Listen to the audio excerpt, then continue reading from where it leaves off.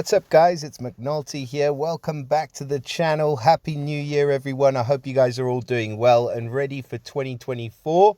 So 2024 is starting off with the contest of elements. So I've got one more stage to complete in that.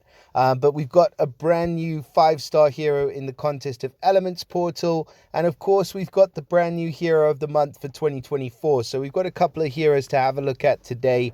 And we're going to go ahead and start off with this guy, Desmond. Quite a understated name. We're going to see if he's an understated hero as well to go with that name. So let's take a look at this guy. Let's see what he's all about, and let's see whether he is worth summoning for, as there is only one new hero in this portal. He is featured alongside Zandrella, who's an amazing hero, but the featured odds for this portal are absolutely terrible. So just buyer beware on that one. So Desmond, he is a 5-star nature hero. He is of the fighter class, which is an insanely good class because it gives him the chance to revive whenever he is defeated. He is of the family, the super elemental family. So of course they get the chance to spawn these power gems, these annoying little power gem suckers, which just cut you down every single turn. So we know about that. I'm not going to spend much time on that.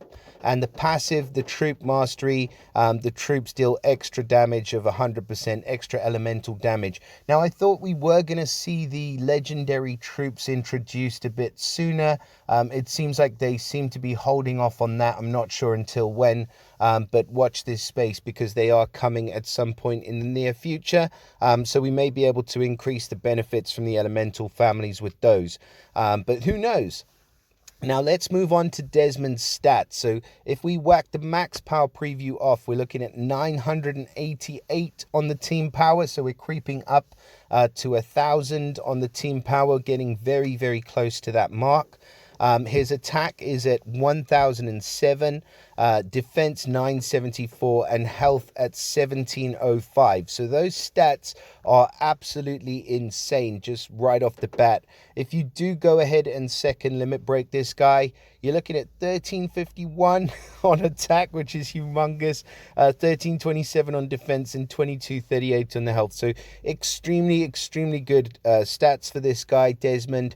And he does benefit from the boosted regen ether talent. So if you do second limit break him, at the start of each battle, he's going to regenerate 300 boosted health over 6 turns. So that's 50 boosted health per turn, which is a pretty decent ether talent, giving him some extra survivability there at the beginning of the battle.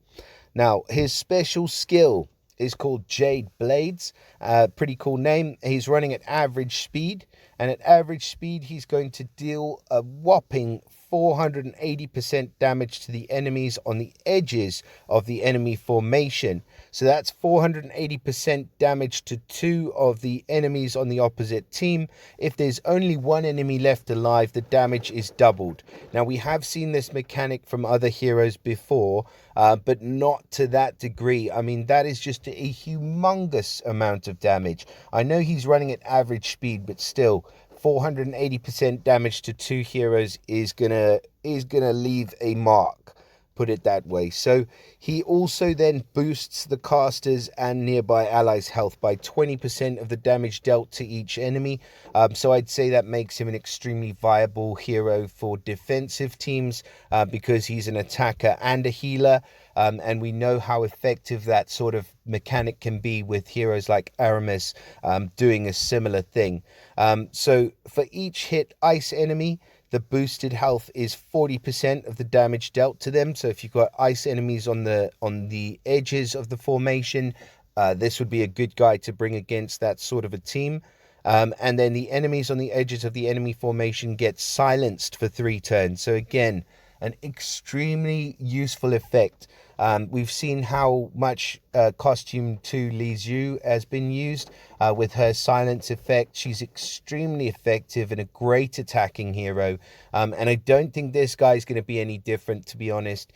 Just being able to take a couple of heroes out of the battle for 2 turns, even though you can only hit the heroes on the edges of the enemy formation, I don't think that is too much of a detriment because of that massive damage as well. And the silence is just an insanely good skill. Against ice characters, the effect becomes uncleansable and lasts 2 turns longer. So, I mean, if you go up against this guy, you've got to make sure you don't have ice characters on the edges of your formation, because if they do get hit by him, and he probably will fire off, especially if he's at tank or at flank even. I think he really does want to be a tank, just with the revive class. Gives him that extra survivability, the boosted regen on the ether talent, you know, everything that he's doing, the health and the attacking, the boosting of the health when he attacks, makes me think that this guy could be an extremely viable tank. I think he'd be maybe slightly more difficult to use as part of an attacking team, because you don't have as much control over the heroes that he's hitting. So heroes like Kalevo, and heroes like Zakina, for example, who have similar mechanics where they hit 2 heroes, but it's a little bit random. I don't find that they are quite as useful in all areas when you're attacking. But on defense, extremely good. So I'd say as a defensive hero, Desmond's going to get a solid A+. He's an insanely good hero, and he's going to be extremely difficult to deal with, especially in that tank position. And as a offensive hero, I mean, he can be a destroyer. He can definitely help to chop down the enemy team, and that boosted health for him and the nearby doesn't go amiss either.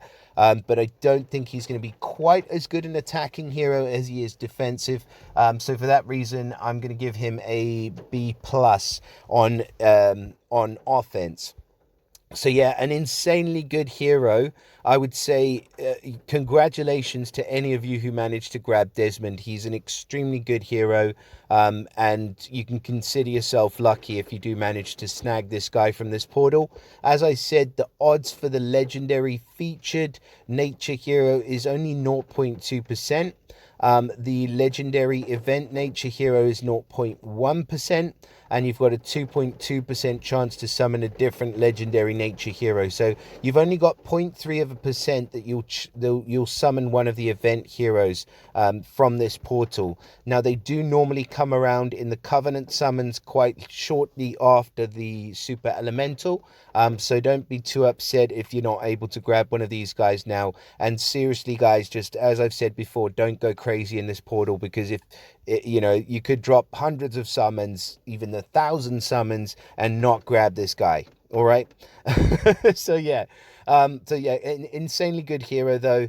Featured alongside Zendrella, who I think is amazing as well. Roz is really good, and Zuni, he's probably the worst out of these heroes, and that's saying something because he's still a pretty damn good hero.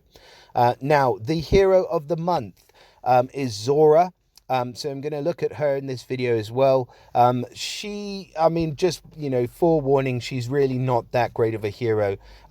Unfortunate for January 2024, as she's the first new hero of the month that we're seeing featured. So she is of the Paladin class.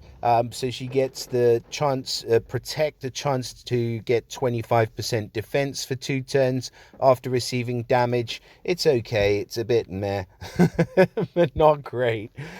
She gets 2 passives. So one passive is resist mana reduction. So innate resistance against mana reduction. That's pretty good. It does come into effect quite a bit against heroes that reduce mana or cut mana. So she could be usable in that format, but she is running at slow speed, so that's not really going to be the greatest option. And then mana on status ailment. So when she gains 5% mana when she receives a status ailment or a negative stack. So the passives I do like. The class bonus, not as much. Now, in terms of stats, we're running at 907. So all right for the heroes of the month. 830 on the attack, 957 on defense, and 1602 on the health. So much more defensively built, which is pretty decent, because you do want her to survive a bit longer, especially since she is running at slow speed. Now, her special's Dawnlight Rally, and she's going to deal 300% damage to all enemies. So that's an okay hit, But then we do have a lot of average speed heroes who will deal the same amount of damage to all enemies running at average speed. You've got some heroes that will deal a similar amounts running at fast speed. And she cleanses status ailments from all allies. So the damage is dealt first, and then she cleanses status ailments. And then all allies get plus 20% attack and a further plus 5% increase per each removed status effect, up to 60% attack in total for 4 turns. And then the element link gives all holy allies 10% additional special skill damage for 4 turns, and the effect can't be dispelled. So she really kind of wants to fit in as part of an attacking team, paired up with other holy allies to take advantage of that family bonus.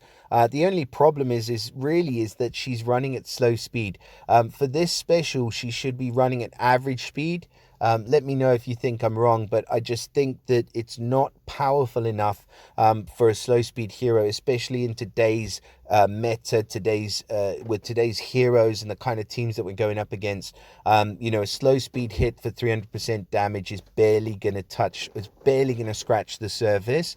And then the cleanse and the increased attack. The increased attack's okay, but it's going to come too late in the battle. It's going to mean that you're going to be on the back foot trying to take advantage of that, and also trying to take advantage of the element link as well. Now, I do think she may have some usability in the rush format.